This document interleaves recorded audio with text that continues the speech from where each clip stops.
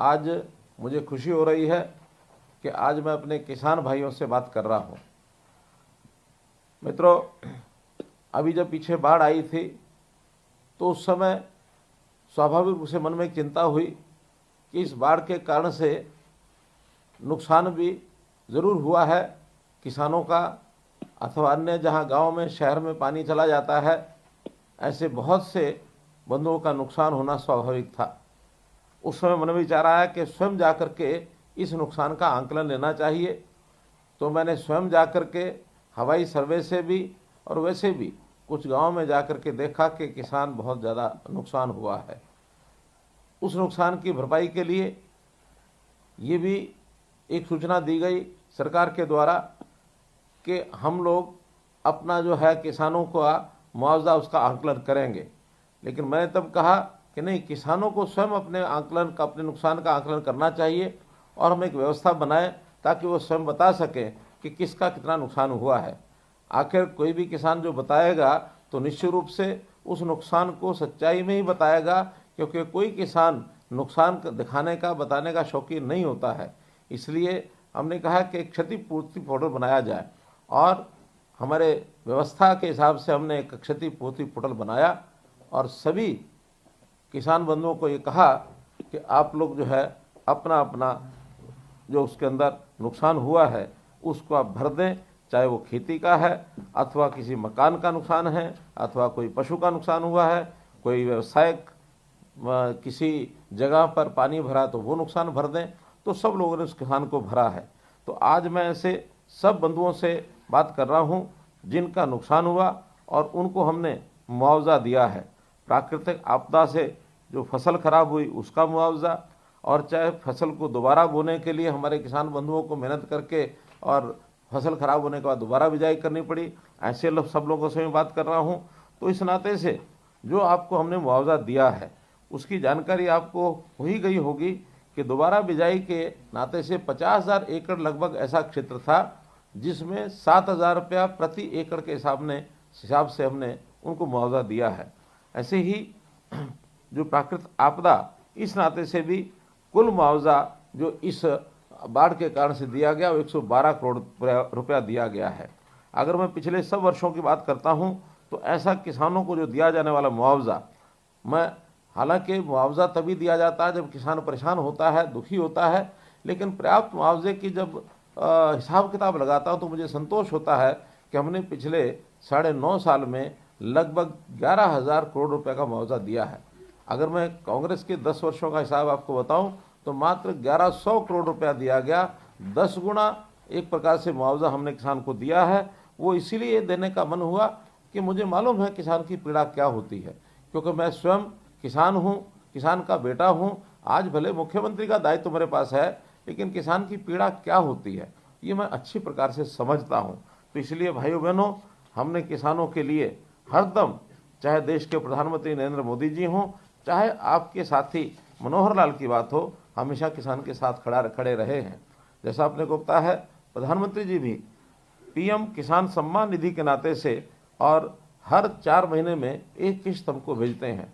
हमको 15वीं किस्त भी अभी मिल चुकी है। हरियाणा के 8,74,000 किसानों को किस्त जाती है और इसमें भी किसानों को लगभग अब तक 15,000 करोड़ रुपया ये जा चुका है। तो ये बहुत ही एक मेरे लिए संतोष की बात है कि कभी किसान को परेशान नहीं होने देते हैं। हम किसान भी जो सहयोग करते हैं उनका मैं बहुत बहुत धन्यवाद करता हूं। जैसे अपने को पता है, पराली प्रबंधन ये एक बड़ा विषय है जो किसान के साथ जुड़ा हुआ है। बहुत से ऐसे जो आवाज़ें आती हैं कि किसान पराली जलाता है, उसके कारण से प्रदूषण होता है, और ख़ास करके कोर्ट्स भी कई बार संज्ञान लेती हैं। और संतोष की बात तो ये है कि पिछले दिनों में उच्चतम न्यायालय ने ये कहा है कि हरियाणा ने पराली प्रबंधन का जो कार्य किया है किसानों की सहायता करके, ये सराहनीय है। बल्कि पंजाब की सरकार को उन्होंने फटकार भी लगाई है। तो उस नाते से और हम जो किसानों को जो सहायता करते हैं उसका भी एक लाभ हमको मिला है और किसानों ने भी उसका सहयोग किया है। अगर आईसीआर की रिपोर्ट जो 22 नवंबर को भी प्रकाशित हुई है उसका मैं आपको जानकारी देना चाहूँगा कि हरियाणा में कुल मिलाकर के इस बार सीजन में 2239 जो केसेस हैं वही यानी पराली जलाने के हुए हैं, जबकि अपना पड़ोसी प्रदेश पंजाब, वहाँ पर यह आंकड़ा 36,118 मामले हैं। अर्थात बहुत बड़ी संख्या में पंजाब में पराली जलाई जाती है। हरियाणा के किसानों को हमने इस पराली प्रबंधन के लिए बहुत सा सहयोग भी किया है। हमने इसमें कुल मिलाकर 2500 रुपये प्रति टन के हिसाब से किसान की पराली की बिक्री इसकी व्यवस्था की है। और यदि 20% से कम मॉइस्चर पाई जाती है तो 500 रुपया इसके लिए अलग से भी और ये दिया जाता है। तो इस प्रकार हम उनको जो इम्प्लीमेंट्स भी देते हैं, उस इम्प्लीमेंट्स में अभी 6,794 कस्टम हायरिंग सेंटर्स ये हमने बनाए हैं, ताकि हम पराली इकट्ठा करने के लिए, उसको इकट्ठा करके बेचने के लिए वहाँ से और जो हायर करके और इम्प्लीमेंट से ले सकते हैं। कोई किसान अपना इम्प्लीमेंट अगर लेना चाहता है उसको भी सब्सिडी दी जाती है। 80,000 फसल अवशेष के ऐसे प्रबंधन के उपकरण ये किसानों ने खुद खरीदे हैं, हम इसमें सब्सिडी भी देते हैं। यदि कस्टम हायरिंग सेंटर कोई बनाता है उनको 50% की जो सब्सिडी मिलती है, और जो स्वयं किसान अपना कोई ऐसा उपकरण खरीदना चाहे तो उसको 80% का और ये अनुदान ये हम देते हैं। तो मित्रों, इस कारण से पंजाब में जो पराली की जो कमी दर्ज की गई वो बहुत कम दर्ज की गई, लेकिन हरियाणा में जो पराली प्रबंधन की कमी दर्ज की गई है पिछले वर्ष की अपेक्षा इस बार 36.5% और ये कम की गई है।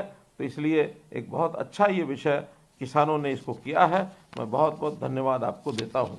तो चाहे बाढ़ का मामला हो, हमारे 12 जिलों को बाढ़ ग्रसित घोषित किया गया था। अगर मैं घग्गर के बाढ़ क्षेत्र की बात करता हूँ तो उसमें पंचकुला, अम्बाला, कुरुक्षेत्र, कैथल, फतेहाबाद और सिरसा ऐसे 6 जिले आते हैं।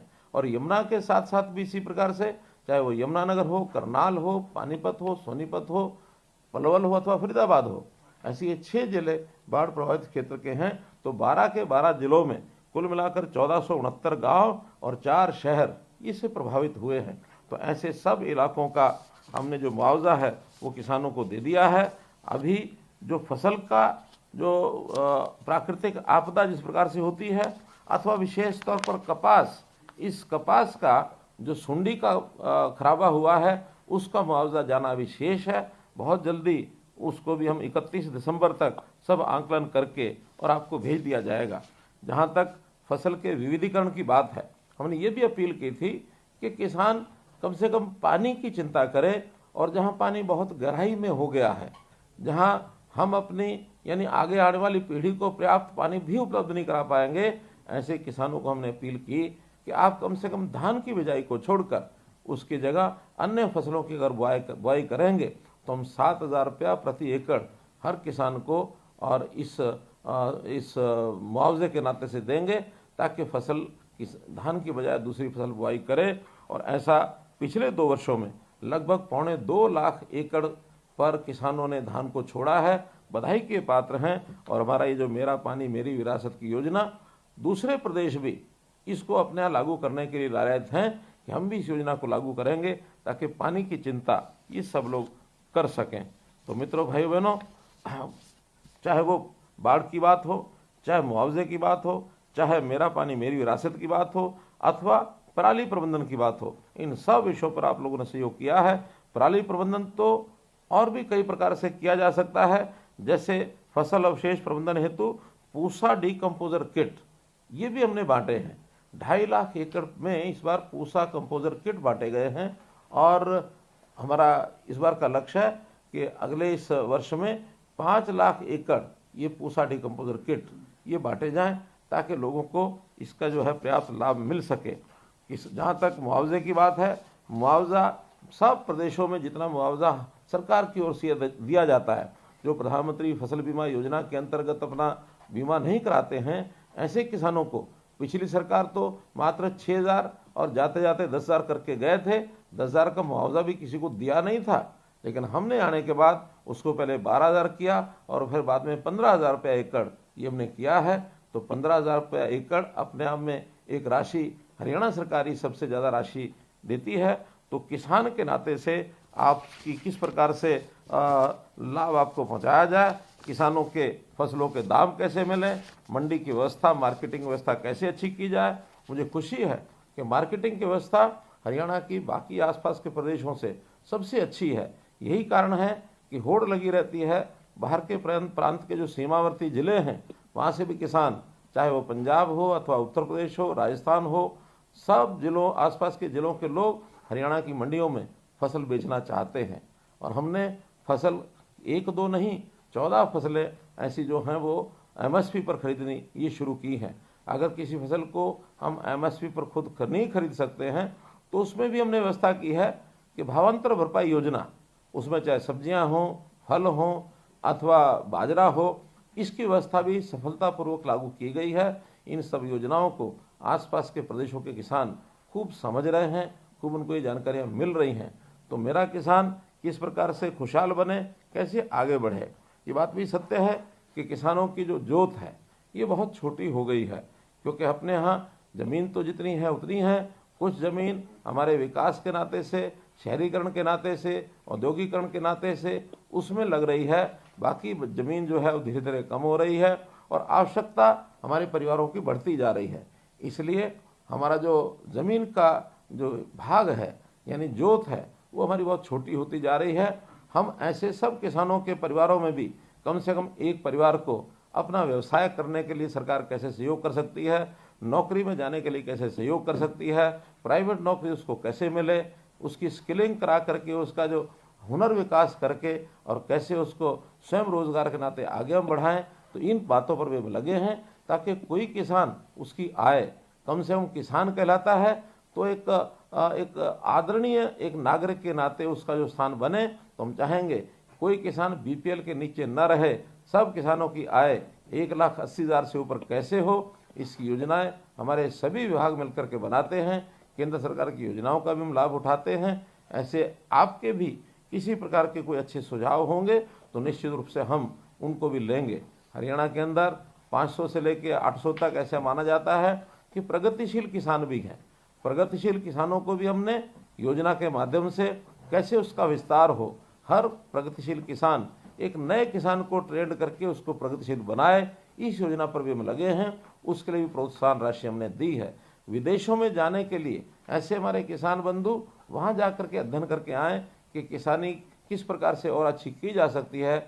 इसके लिए भी विदेश भ्रमण की योजना भी हम बना रहे हैं कि कुछ किसान अगर जा करके अध्ययन करके आना चाहते हैं उनकी व्यवस्था भी हम कर रहे हैं। अफ्रीकन कंट्रीज़ के साथ हमने बातचीत की, उन्होंने कहा कि हमारे यहाँ ज़मीन बहुत है, अगर आपके किसान हमारे यहाँ ज़मीन लेकर के और खेती करना चाहें तो वो भी हमारा स्वागत करने के लिए तैयार बैठे हैं।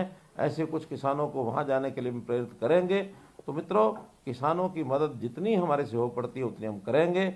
और इसी के साथ किसानों को बहकाने वाले भी बहुत लोग अपने पास आते हैं, वो बहकाने का जिनका कुल मिलाकर एक स्वभाव ऐसा, एक आदत ऐसी है या उनका कुछ लक्ष्य और हो सकता है, तो ऐसे बहकाई करने वाले भी कुछ किसान संगठन बना करके, किसान नेता बन करके और जिस प्रकार से आपके पास आकर के बहकाते हैं उनसे ज़रूर सावधान रहना है।